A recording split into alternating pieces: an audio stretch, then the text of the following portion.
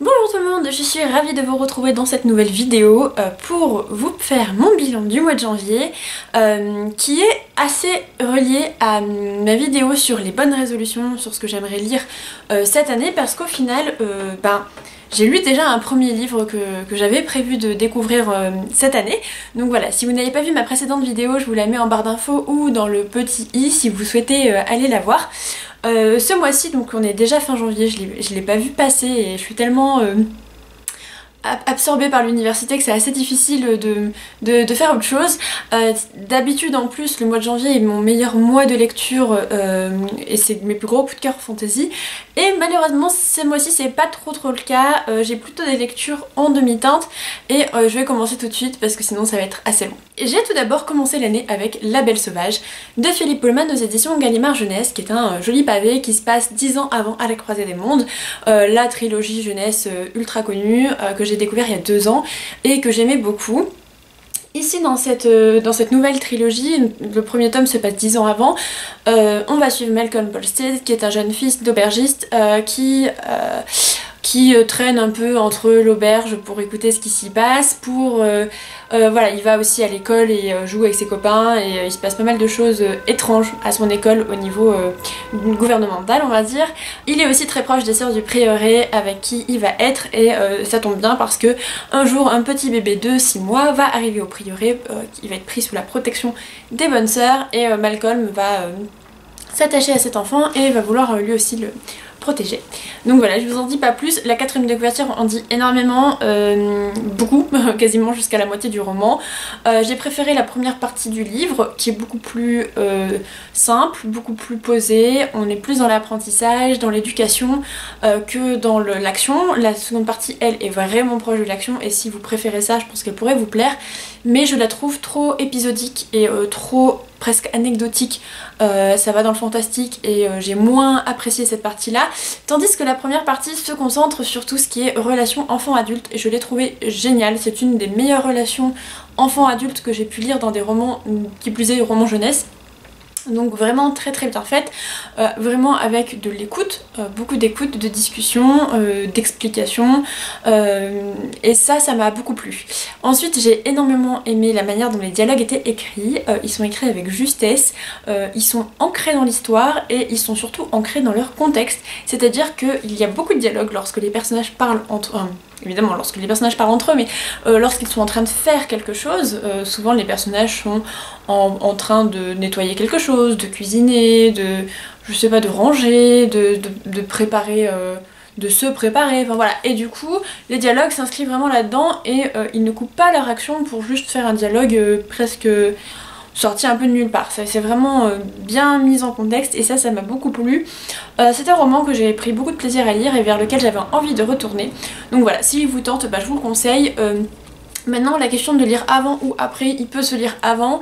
Ceci dit, il y a pas mal de clins d'œil à la trilogie initiale et ce serait dommage de passer à côté puisque c'est un peu ce qui fait le charme de ce récit aussi, sinon ce serait assez simple finalement comme histoire.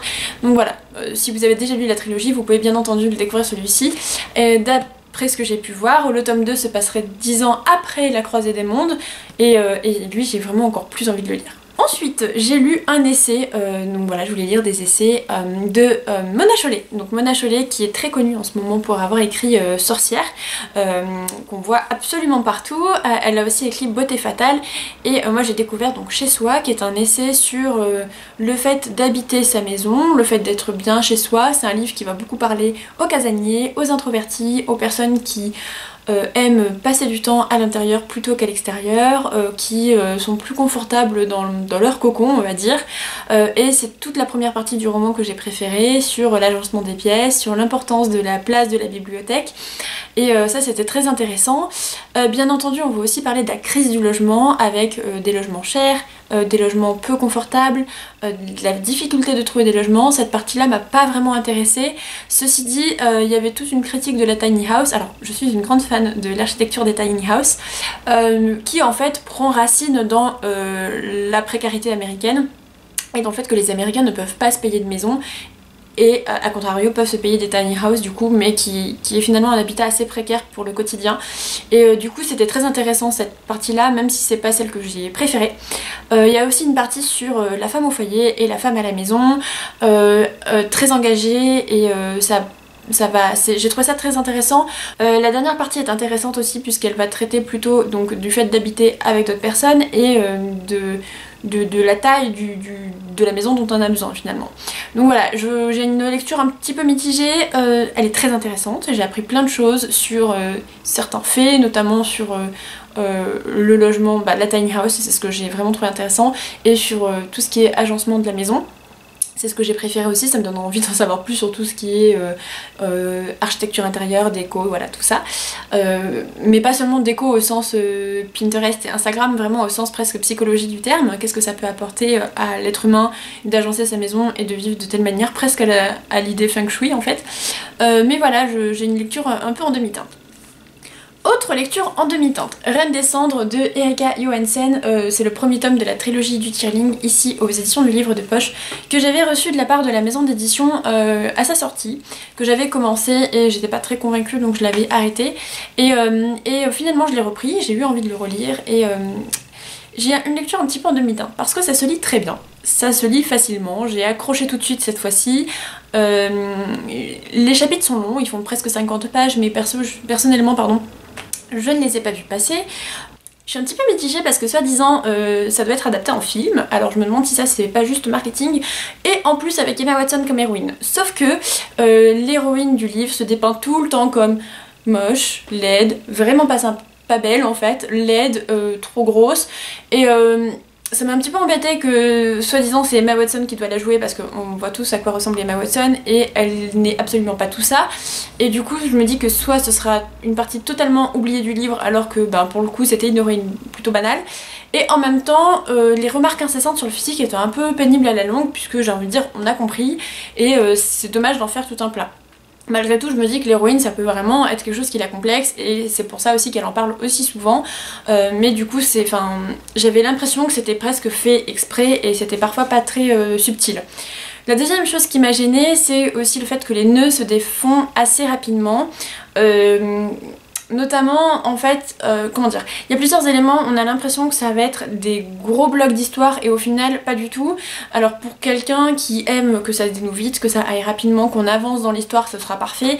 Moi j'aime bien que ça prenne son temps, j'aime bien que l'histoire se mette en place et se crédibilise on va dire, et donc là j'ai pas été très convaincue. Autre chose qui m'a embêtée, c'est qu'on sait pas trop dans quel univers ça se passe, ça semble être de la fantasy a priori, mais il y a beaucoup de références à notre monde, que ce soit par la géographie ou par les livres que Kelsey lit, et ça j'ai trouvé ça bizarre, et apparemment on en sait plus dans la suite, j'ai trouvé ça pas très cohérent, et surtout la capitale n'est même pas sur la carte qui est au début.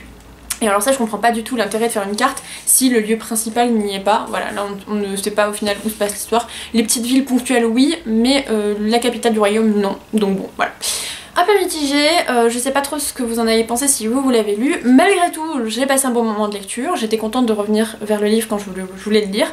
Donc voilà, je sais pas trop quoi en penser, c'était une bonne lecture mais peut-être pas la lecture de l'année. Et enfin, je termine rapidement parce que j'ai pas beaucoup de place sur ma carte mémoire. Je vous montre ma lecture en cours, La mythologie viking de Neil Gaiman, qui sont de courts récits sur la mythologie scandinave, donc avec tout ce qui est Odin, Thor, Loki, Freya. Et depuis que mon copain a joué à God of War et que je l'ai regardé jouer, ça m'a beaucoup donné envie d'en savoir plus sur cette mythologie là, à laquelle je suis déjà très friande. J'ai pas vu beaucoup de films ou de séries autour de la mythologie viking, genre les Marvel, j'en ai pas vu beaucoup. Et voilà, du coup c'est un peu une découverte pour moi, j'aime beaucoup, ça se lit très bien, l'écriture de Neil Gaiman ici est vraiment très chouette, et voilà, j'ai hâte de poursuivre et d'en savoir plus. J'en suis à la moitié, on est le premier vendredi et actuellement on est mercredi, je suis pas très sûre de le finir d'ici là, mais voilà, en tout cas je l'ai commencé en janvier et je vais peut-être le terminer tout début février, mais pour l'instant j'aime beaucoup et je reviendrai vous en parler bien entendu. Voilà pour mes lectures de janvier, j'étais très contente de vous les partager, j'espère qu'elles vous auront intéressé et que voilà, c'était assez constructif au niveau de ce que j'ai pu penser de ces romans.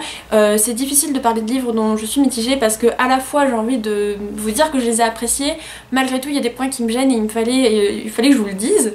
Donc voilà, j'ai pas lu énormément, c'est pas le mois où j'ai fait les meilleures lectures de ma vie, mais j'étais très contente de les faire parce que c'est quand même deux livres qui sont dans ma palle depuis longtemps et qui sortent enfin.